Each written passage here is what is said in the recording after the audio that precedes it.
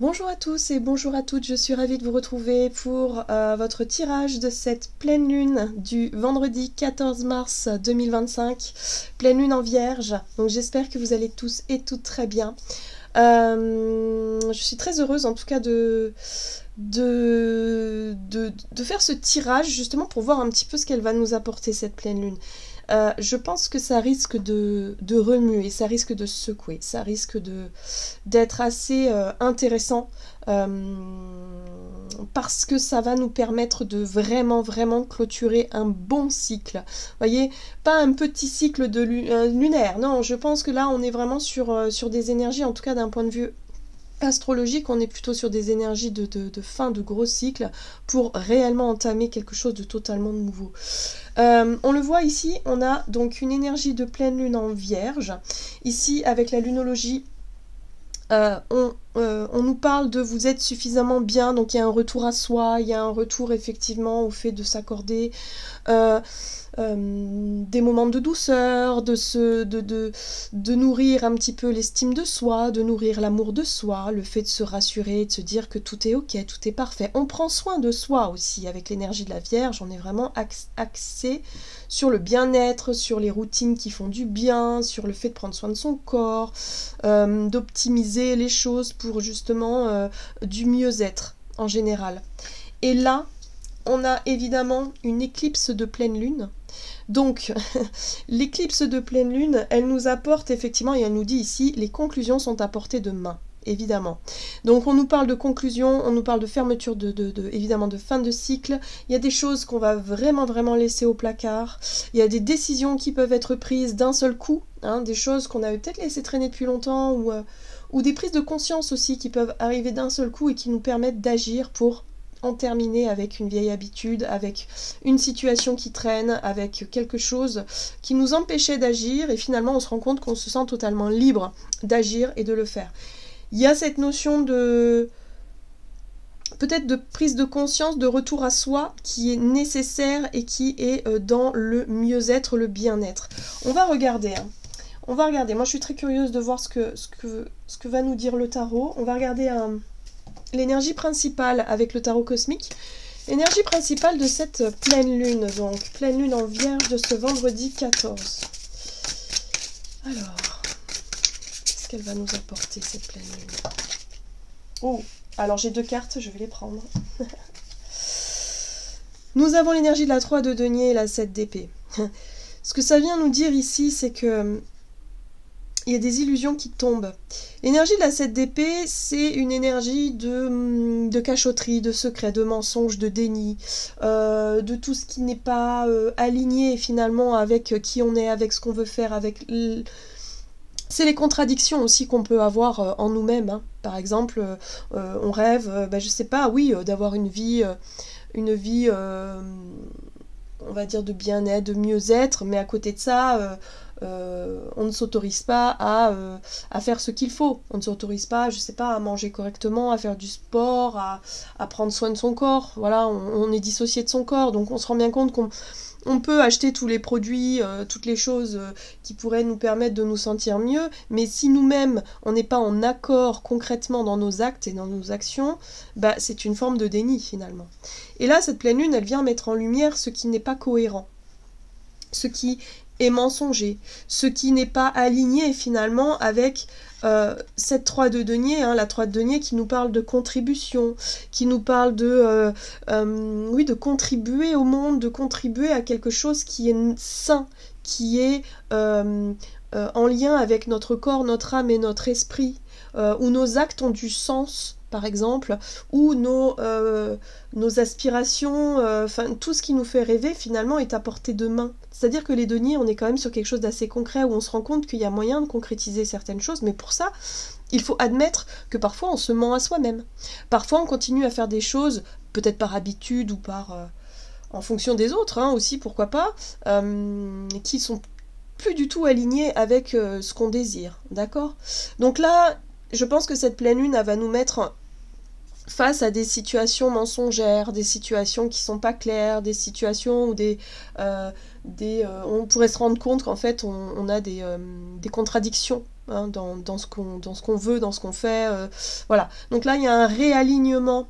Hein, avec la 3 de denier, corps, âme, esprit, réalignement à ce niveau-là, qui nous paraîtra peut-être plus évident, plus logique. Hein. Il y a de la logique dans tout ça. L'énergie de la Vierge, c'est une énergie de logique et pragmatique aussi. Donc il y a quelque chose de cet ordre-là. Bon, très bien. On va regarder avec le tarot des chats mystiques pour voir un petit peu. Alors... Donc, la situation, pour nous décrire peut-être une situation ou quelque chose par rapport à cette énergie de la pleine lune. Est-ce qu'on peut en savoir davantage? On a la 6 d'éther. Et oui, là on va travailler à plus d'équité. Il va falloir qu'on trouve plus d'équité. Ici on est dans le donner et recevoir avec la 6 de terre, dans la générosité aussi, dans le fait de... voilà, d'être vraiment conscient des besoins, de nos propres besoins, mais aussi des besoins des autres, pour que ce soit plus juste, plus équitable. Et sortir d'une forme de déni ici, où on ne voulait pas regarder, où on ne voulait pas admettre peut-être qu'on n'était pas dans une énergie de 6 de denier. Pardon. Je suis sur la fin de mon rhume, je tousse quand même pas mal. Mais ça va bien mieux. Alors, 6 de denier. Ok, la grâce, on voit que c'est une question d'équilibre. Hein. La grâce, c'est l'énergie de tempérance. Hein. Donc là, ça nous demande effectivement peut-être d'ajuster les choses, de prendre le temps de trouver un nouvel équilibre, de peser le pour et le contre, d'être dans cette notion de conciliation. La conciliation, c'est aussi être capable de lâcher certaines choses qui sont plus du tout justes ni équilibrées, que ce soit pour nous ou pour les autres, ou dans le rapport aux autres, ou le rapport au monde. J'ai l'impression que c'est beaucoup plus large que le donner et recevoir en termes personnels. Je pense qu'on est vraiment sur notre contribution au monde. La façon dont on interagit, la façon dont on agit, la façon dont on donne, la façon dont on reçoit aussi. Il y a besoin de rééquilibrer tout ça. Donc c'est pour ça que ici, pendant cette pleine lune, il serait pas étonnant qu'on soit confronté à des situations où on pourrait être en face de personnes super égoïstes, ou nous-mêmes avoir un comportement super égoïste, où on pourrait se dire, mince, mais je suis pas comme ça. Vous voyez, au fond de nous-mêmes, on va se dire, mais non, mais pourquoi je fais ça, en fait, ça n'a aucun sens, vous voyez, pour qu'on puisse nous mettre face à nos propres contradictions, mais aussi aux contradictions des autres, hein, parce que c'est ça aussi, par effet miroir, qui va nous faire prendre conscience que non, la vie, c'est pas ça. La vie, c'est pas être renfermé sur soi, dans son coin, et espérer qu'on nous donne des choses si nous-mêmes, on n'est pas capable de donner d'une certaine façon. Alors, on a une 2 de bâton ici qui nous pousse à la prise de recul. On est quand même sur des énergies, vous voyez, où on cherche à trouver le juste milieu, le bon équilibre. La 2 de bâton, c'est on évalue nos options, on évalue nos actions aussi, savoir, ok, dans quelle situation je peux m'engager, est-ce que cette situation me correspond vraiment, est-ce que c'est vraiment enrichissant pour moi par rapport à ce que je vais donner, faire et en même temps recevoir, est-ce que c'est vraiment ce qui va me nourrir, est-ce que c'est vraiment la situation qui me correspond. Je pense que là, on va se poser tout un tas de questions. Il y aura beaucoup de remises en question par rapport à nos...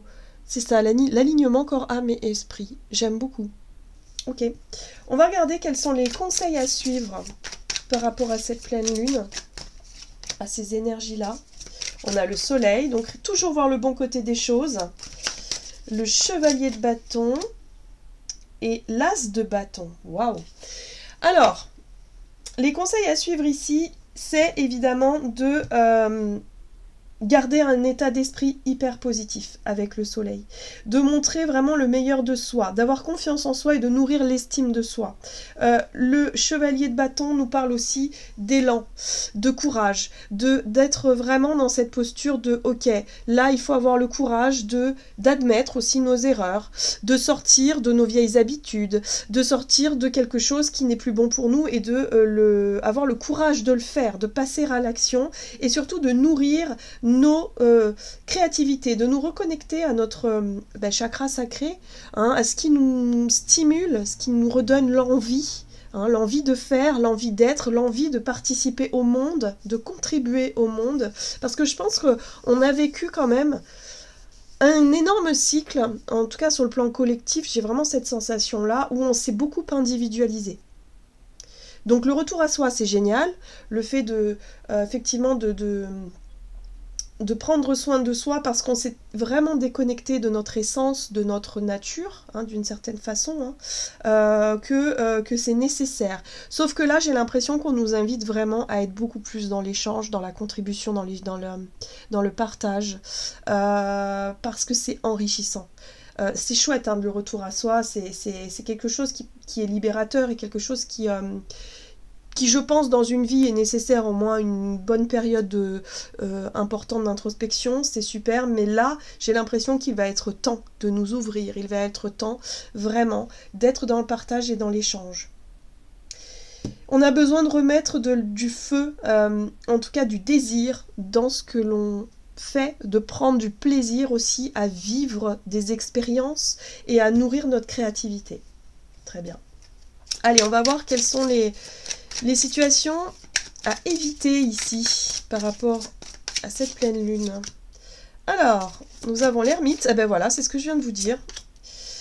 L'impératrice et le chaton de terre. Ok. Ce qu'il va falloir éviter de faire, alors j'ai plusieurs choses. La carte de l'ermite parle effectivement de repli sur soi, de retourner dans sa grotte, d'être vraiment dans le fait d'être auto-centré sur ses propres blessures, sur son propre parcours, sur qui on est, machin. Ok. Là, on a quand même l'impératrice derrière qui nous parle d'abondance, qui nous parle de fertilité, qui peut nous parler aussi de prendre soin. Donc là, on est plus sur le fait de prendre soin de soi, mais de vouloir garder peut-être un peu cette notion d'abondance pour soi, d'être vraiment auto-centré. C'est comme ça que je ressens les énergies. Et le chaton de terre ici me parle aussi du côté un peu immature qu'on peut avoir parfois, dans le fait de ne pas prendre trop de risques. Le chaton de terre, c'est une énergie, c'est le page de denier, c'est une énergie d'apprenti où on est vraiment dans une posture d'élève, dans une posture d'apprenti finalement, et là on nous dit ça suffit en fait de se voir comme le petit chaton. Non, on nous invite avec l'énergie du soleil à rayonner, à prendre conscience de notre propre pouvoir, de notre propre puissance, et arrêter de penser qu'on est tout petit minuscule, et de justement rester dans une espèce de repli sur soi qui nous empêcherait d'évoluer, parce que si on reste au stade du chaton de denier, ça veut dire qu'on se pense pas capable de mieux, de plus, de plus grand, hein, dans nos projets, dans nos activités, dans ce que l'on propose, surtout, parce qu'on est dans l'échange là. Hein. Voilà, donc là on nous invite vraiment à ne plus rester, à ne plus se contenter, si vous voulez, de quelque chose de petit, mais vraiment de prendre conscience de notre pouvoir personnel, et puis surtout de se faire confiance par rapport à nos désirs et nos envies, et ce qui stimule notre créativité. Parce que là, on reste enfermé dans quelque chose qui... Voilà, on se suffit à quelque chose de petit et du coup, on ne pense pas à évoluer, on ne pense pas à avancer et à peut-être découvrir le monde, les autres, contribuer à quelque chose de plus grand. Ok ? Donc là, il va falloir vraiment se mettre au clair avec nous-mêmes. Hein. La 7 d'épée ici, elle risque de piquer un peu, parce qu'on pourrait se rendre compte qu'en fait, on s'est un peu illusionné. On est resté dans une forme de déni, où on s'est convaincu que cette situation nous convenait. Ça fait 20 ans que je travaille dans cette entreprise, c'est très bien. J'ai ma petite maison, mon petit truc, tout est ok. J'ai toujours eu envie de faire telle et telle chose, pourquoi pas, une formation comme ça, faire ceci, faire cela. Mais non, finalement, je suis bien là où je suis, je vais pas plus loin. Et je pense que cette pleine lune, elle va nous mettre face à nos propres contradictions et elle va peut-être nous obliger, hein, pour certains d'entre nous, à sortir de notre grotte. Ok, on va voir comment les choses vont évoluer alors. Donc, l'évolution.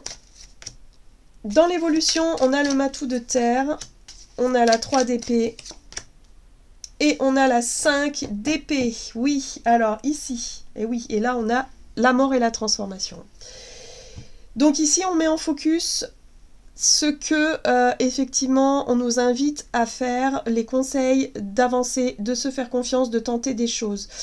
J'ai l'impression ici qu'avec le matou de terre, donc on est sur un cran au-dessus que le chaton, il y a l'idée ici d'être confiant, de retrouver confiance, de retrouver finalement de se dire que peu importe ce qui se passera dans le futur, hein, on a la 3 d'épée et la 5 d'épée, la 3 d'épée c'est les blessures, c'est les souffrances, c'est les choses auxquelles on peut être confronté, ce sont les conflits, les disputes, les procès, procédures, les choses qui sont challengeantes, mais au final, avec le matou de terre, il y a l'idée d'être quand même confiant et de savoir que quoi qu'il arrive, on arrivera toujours à s'en sortir parce qu'on sait qui on est et on sait ce que l'on veut et on réussira à dépasser toutes ces énergies de challenge, quelque part de difficulté. Alors, la 5 de coupe, pardon, c'est pas la 5 d'épée ici, c'est la 5 de coupe. La 5 de coupe, c'est une énergie d'échec, de sentiment d'avoir perdu quelque chose, d'avoir perdu quelqu'un, d'avoir été peut-être blessé, trahi ici avec la 3 d'épée. Mais avec le matou de terre, c'est comme si quelque part on avait déjà l'expérience, on a déjà expérimenté pas mal de choses et on sait qu'on est capable de se relever de difficultés. Donc on continue et on expérimente ce qu'on a besoin d'expérimenter. Ok, on va regarder un message du petit oracle astromystique pour voir ce que cette pleine lune peut nous apporter d'autre. Allez, pour les énergies de cette pleine lune en Vierge. Eh oui, Pluton rétrograde, sois vrai avec toi-même. Bon ben voilà, hein, je crois que ça résume bien. Pluton rétrograde est un retour à la vérité. Je n'ai plus de temps à perdre. Je cesse de courir après une énième meilleure version de moi-même. Je suis capable d'accomplir beaucoup en étant moi. La réponse est, change de fréquence vibratoire et avance maintenant. Ben voilà, je pense que c'est un très très bon message de conclusion où effectivement... Cette pleine lune, elle va nous inviter à nous montrer honnêtes, vrais avec soi-même, de voir là où ça coince et de ne plus avoir peur de se confronter aussi. De ne plus avoir peur de perdre, de ne plus avoir peur d'être blessé ou de blesser, mais de se dire, ok, j'ai envie d'écouter mes désirs, j'ai envie de nourrir cette confiance en moi, ce pouvoir-là que j'ai et qui est fort, hein, et qui est puissant. On n'est plus des chatons, hein, on n'oublie pas, hein, on n'est plus des chatons. Donc là, il est question vraiment de changer. De changer de fréquence, de s'autoriser à vivre des choses nouvelles et de sortir de notre zone de confort une bonne fois pour toutes. Waouh! Allez, on va aller chercher un message de conclusion avec l'oracle Murmure de l'océan pour cette pleine lune en Vierge. Et c'est chouette, hein, parce que là, il peut y avoir vraiment des revirements de situation, des changements d'un seul coup où on n'avait jamais osé faire des choses, jamais osé dire des choses, s'affirmer, prendre en main et avoir des grands changements, des grandes prises de décision. C'est fort, fort, fort probable.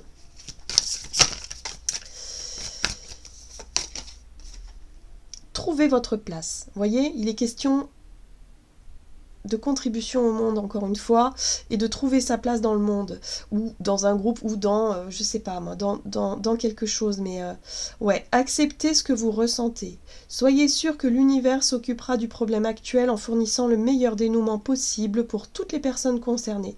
Oui, soyez confiants et confiantes par rapport aux changements que vous allez mettre en place. Ça peut froisser un peu, ça peut effectivement remuer émotionnellement parce que vous avez l'impression de perdre, mais en fait, c'est nécessaire pour l'évolution. Et c'est nécessaire surtout pour être beaucoup plus en cohérence avec vos énergies et avec les énergies actuelles. Voilà, j'en ai terminé pour votre tirage. J'espère en tout cas qu'il vous aura parlé. Donc n'hésitez pas à me dire en commentaire comment vous ressentez les choses en ce moment. Mais en tout cas, c'est une pleine lune très très intéressante. J'ai hâte de voir ça. Je vous embrasse et je vous dis à tout bientôt.